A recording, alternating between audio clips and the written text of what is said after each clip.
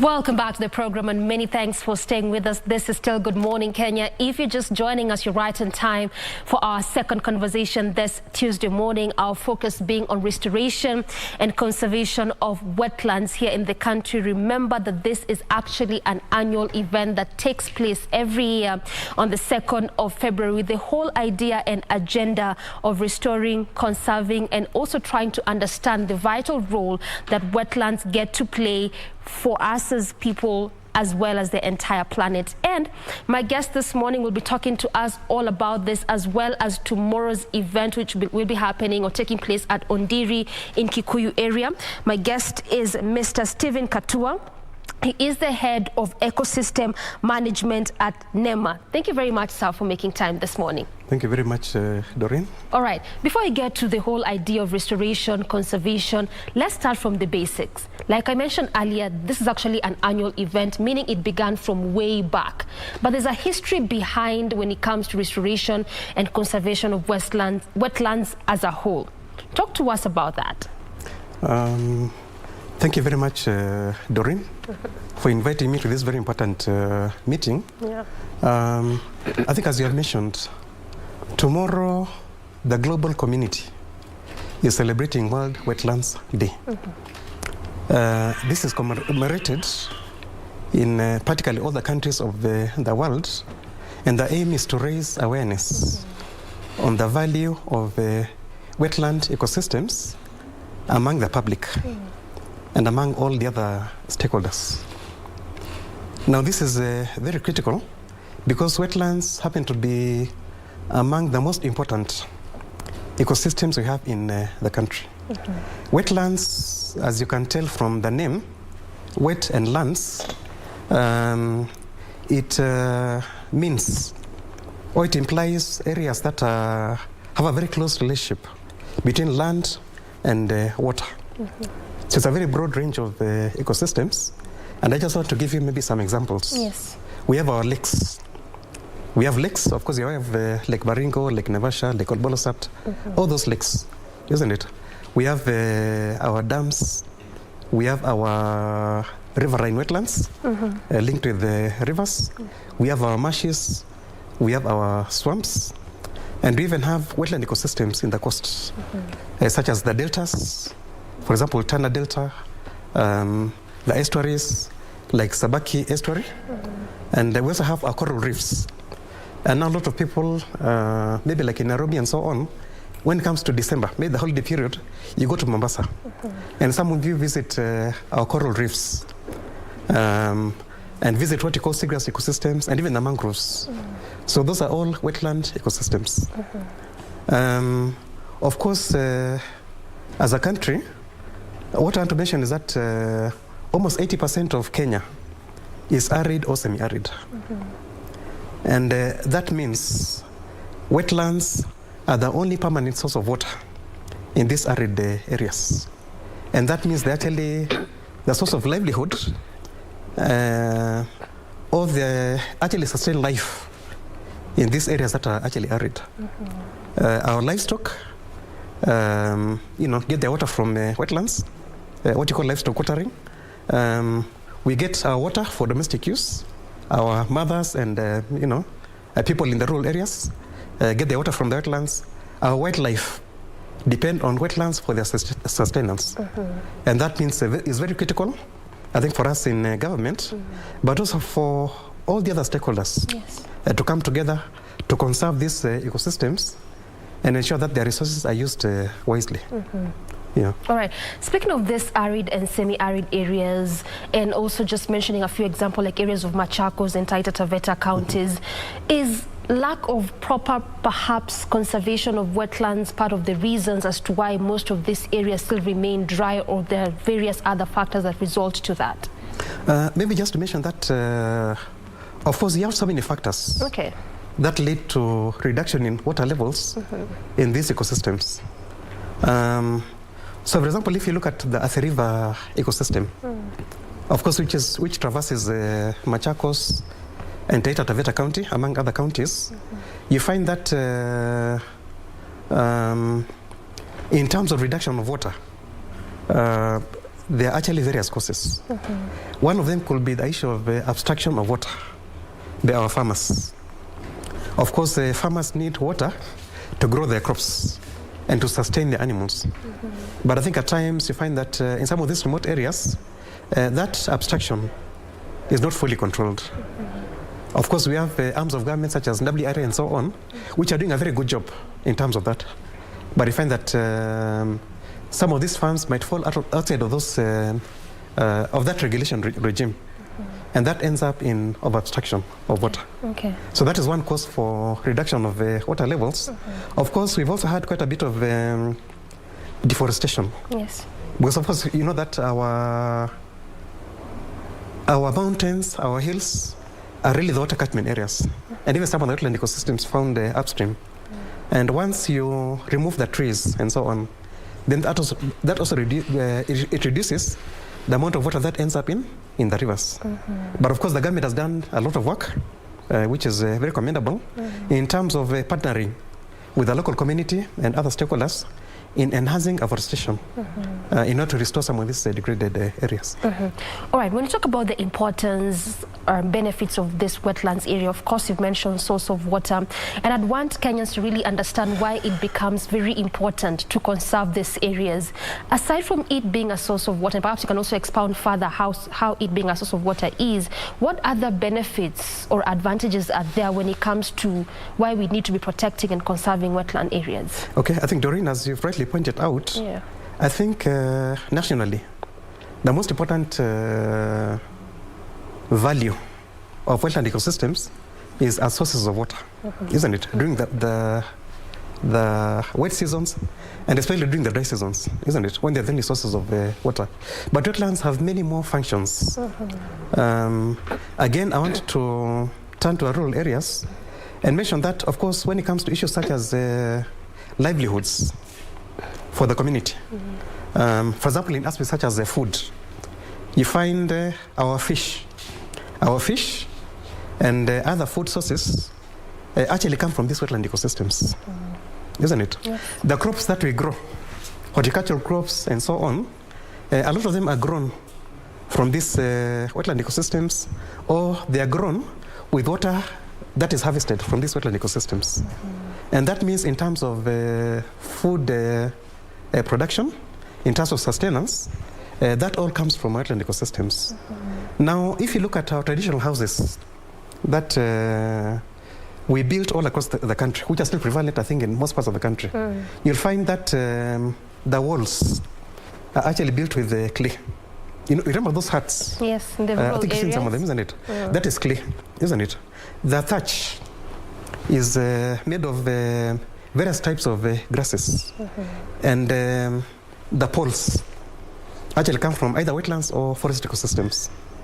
So if you look at all those materials, again, those are derived from wetland ecosystems. Yeah, so I think in most parts of the country, there's a very close interaction between the local communities and wetlands.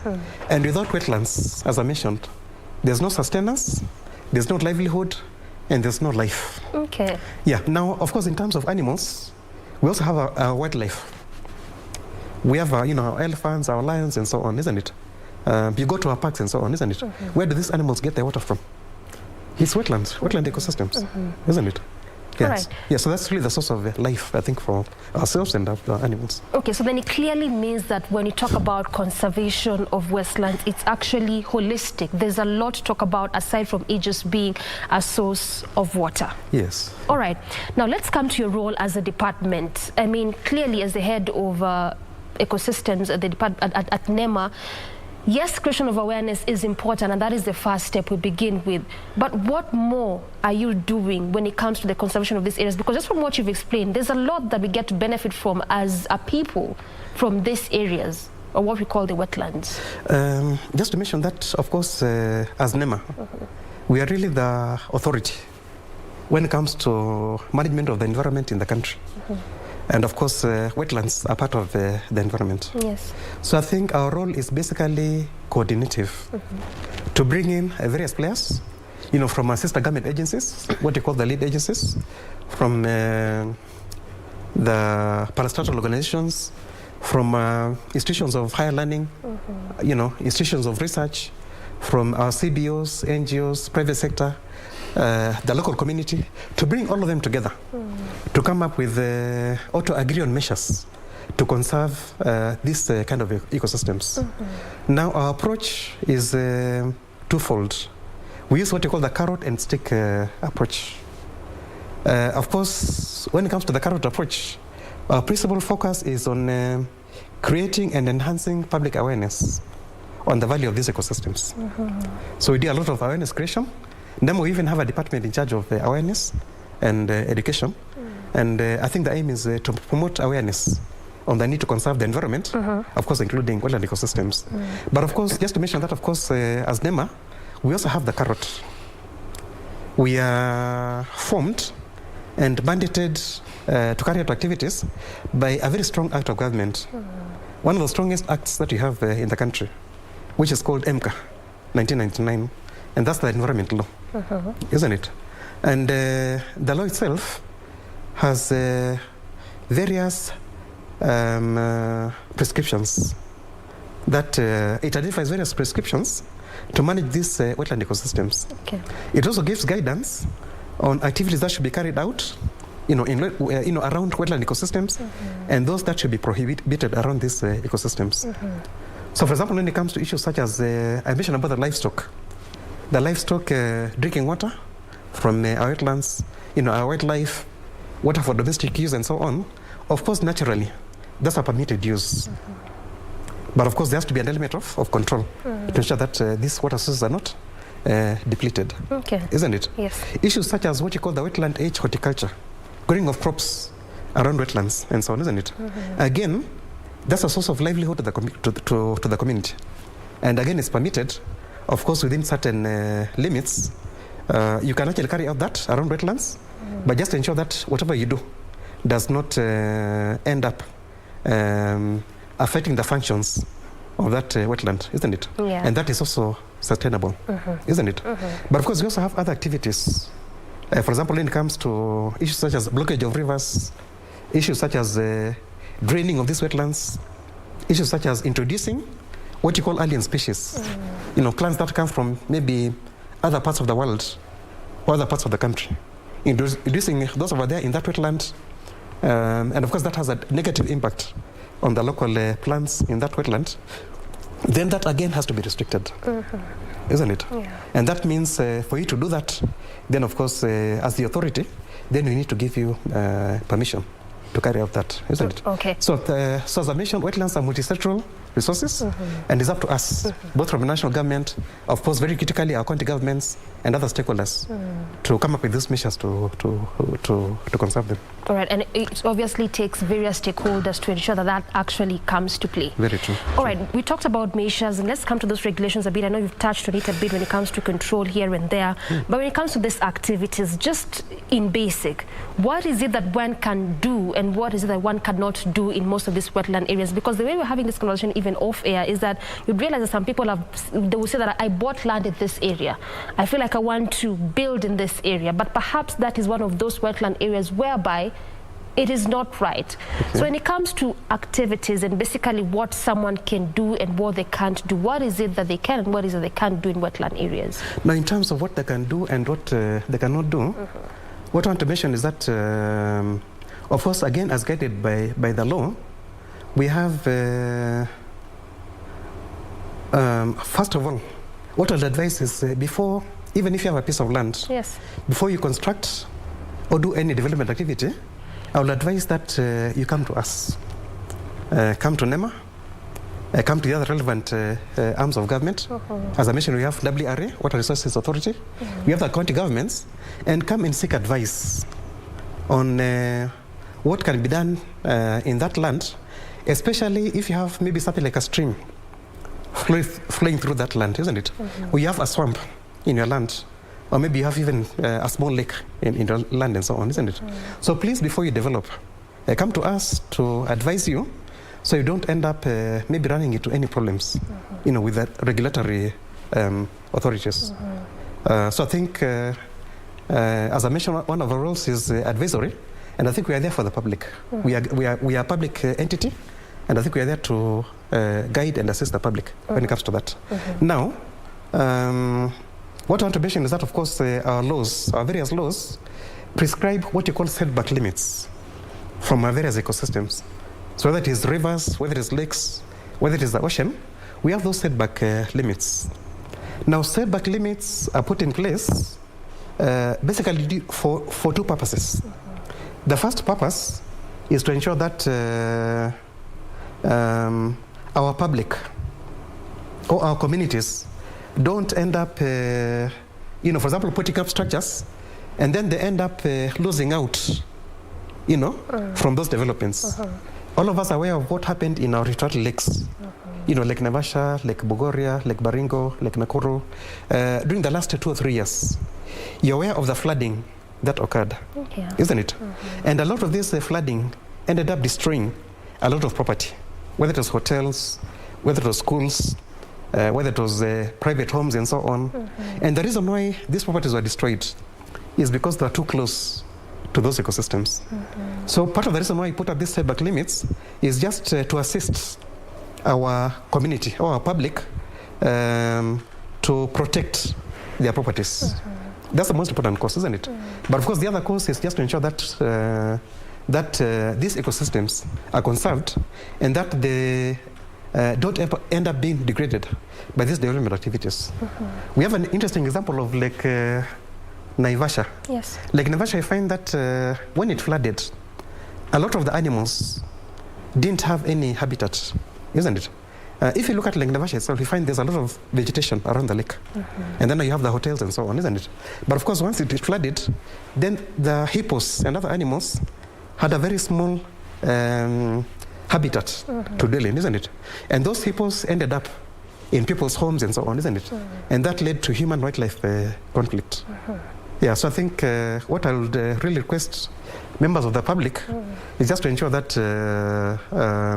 please, I think whatever you put up and whatever development activity you do, please get guidance from us. I think, and this is why you're here for that. Exactly. All right, let's talk about those challenges a bit, because I mean, we can talk about creation of awareness and how important it is and how we need to be conserving the wetland areas because, again, of the various reasons that you've given therein. But obviously, you've faced some challenges while you go about it. Let's just go by one example where about 4 years ago, where there was that push and pull between residents and a private developer that was in Kileleshwa in terms of conservation of the Dik gardens in that particular area. And they wanted to develop that area, just going by what I told you earlier, that sometimes one would buy a land and they would say, I want to build in this area. So going by that, which other forms of challenges perhaps do you face even as a department when it comes to implementation and proper conservation of wetland areas? Of course, as you have mentioned, one of the biggest challenges we have is in terms of encroachment. Encroachment for, putting up houses, encroachment for development activities, encroachment for farming and so on. So that has been a major challenge in this country. You're aware of what the government did, the various arms of government did, I think about 2-3 years ago in Nairobi, where we were even forced to demolish buildings located close to riparian areas, isn't it? And you'll not like to go that way again, isn't it? And that's why I said that I think for you to put up any structure, please come to us for advice. So I think in terms of challenges, I think the biggest one will be in terms of encroachment, isn't it? The other major challenge that we face is in terms of exploitation of resources, isn't it? As I mentioned, we have a very strong linkage between our wetlands and other natural resources and our public, people who live around those wetlands and so on, isn't it? And in certain cases, where there's no control, then you tend to find a lot of exploitation, isn't it? What I didn't mention is that in this country, only about 20% of wetlands fall in what you call protected areas. Isn't it? 80% are located in public land, formerly what you used to call the trust lands. So the bigger chunk of it forms part of what is located in public. Yes, about 80%, isn't it? And of course, what you find in public land, there's what you call the tragedy of the commons. And that means there's free access to those resources, and if that is not controlled, then you get over-exploitation in that one, isn't it? So I think So I think in terms of challenge, I think we have encroachment. The other one, of course, would be of exploitation, and as I mentioned, also of abstraction of water from these ecosystems. All right. Yes. So let's talk about tomorrow's event, and even just before we get to the capacity of it being commemorated here in the country, given the fact that it's a global event. Okay. From your, in your capacity, how do you see in terms of the milestones made so far since this day began in terms of celebration and commemoration up until where we are now? Okay. What I want to mention is that, of course, as I mentioned, we are party to an international convention called the Ramsar Convention on Wetlands. And as part of that convention, one of the pillars of that convention is public awareness, isn't it? And that's part of the reason why we celebrate World Wetlands Day, isn't it? Now, as a country, we have been party to this convention since the year 1990. And that means we have been party, I think, for the last 22 years. And we have had national celebrations for World Wetlands Day since the year 2004. And that, again, I think is almost for the last 20 years also. Now, I think in terms of milestones, what I want to mention is that we don't simply carry out celebrations alone, but you also have activities that go hand in hand with those celebrations, isn't it? Yeah. We've had this event in various parts of the country, and I happen to be the one who has actually coordinated all the celebrations since all that time, since the year 2004, isn't it? But if you go to many of the wetlands that we have celebrated, you find that we have carried out a lot of restoration and conservation activities, isn't it? Yeah, so we create public awareness, bring the public together, and I think after that celebration, then now we agree on measures to conserve those ecosystems, isn't it? Now coming to tomorrow, I want to mention that the national celebration will be held at a wetland called Ondiri, Ondiri Swamp. Of course, the name Ondiri is actually quite interesting because it comes from the English word, old lake. So there used to be some Zungus, I think, who used to live around the Kikuyu area, and previously it used to be a lake, isn't it? So they called it Old Lake. But then the local community could not pronounce Old Lake, so they called it Ondiri, isn't it? Now, Ondiri happens to be one of the most important wetland ecosystems in the country because it is the source of the Nairobi River, isn't it? Yeah. Because from Ondiri you get a river called Nyongara, which joins other tributaries, which now become Nairobi River, isn't it? And I think as you're aware, Doreen, Nairobi River, when it flows beyond Ruai area, as it moves towards 14 Falls, then it becomes Athi River. Yeah, you get other tributaries, it becomes Athi River, which flows into the Indian Ocean, isn't it? Yeah. And that means Ondiri is a source of all this major ecosystem that flows through 9 rivers, through 9 counties, isn't it? Yes. Most of which are actually semi-arid, isn't it? Yeah. Now, again, coming to the venue, if you go to Ondiri right now, you'll find it's actually a very well-conserved wetland. But if you went to Ondiri about 15 years ago, it was very much degraded. And the reason why it has really improved is because the various arms of government, like NEMA, like KEFRI, Kenya Forest Research Institute, Kenya Forest Service, Water Resources Authority, Public Complaints Committee, now called National Environment Complaints Committee, the county government of Kiambu, the local community through Friends of Ondiri, the private sector, came together and agreed on the need to conserve that wetland. So we've done a lot of restoration of the wetland, and now it is in pristine condition, isn't it? And we want Ondiri to be an example, or to be a pilot, or a demonstration for all the other wetlands in the country, isn't it? Okay, makes a lot of sense. And I was just about to ask you what is so peculiar about Ondiri, but you've mentioned that as you're telling us about tomorrow's celebration. But lastly, as we bring this conversation to a close, when it comes to tomorrow's celebration, what is it that you're going to perhaps do different? Yes, I understand it's all about creation of awareness. That's why we have this day anyway. But what will be so different that we will be looking at, and we say that as Kenyans, indeed, it actually is very important for us to be conserving and preserving our wetlands? Yeah, I think what is unique about tomorrow, and I think as you mentioned, Doreen, of course, the first aspect is having the issue of public baraza, isn't it? Yes. Create a lot of awareness, have speeches, from invited guests and so on and so forth, isn't it? But of course, one thing I want to mention is that globally, and of course as spearheaded by the UN, we are in what you call the UN decade for restoration, isn't it? Or for ecosystem restoration. The decade began in 2020 and it will go on up to 2030, isn't it? And that means the focus of the global community or global conservation community is in terms of economic restoration, isn't it? Now, of course, on the basis of that, that would mean that even for Ondiri itself, tomorrow, our principal focus will be on enhancing or continuing with the restoration work that we have been carrying out, isn't it? Yes. So we'll be having a lot of, planting of a grass called vetiver grass, that grows around that wetland. We'll be having a lot of planting of bamboo. Bamboo is a wetland-friendly species, and that means it doesn't get a lot of water from the wetland.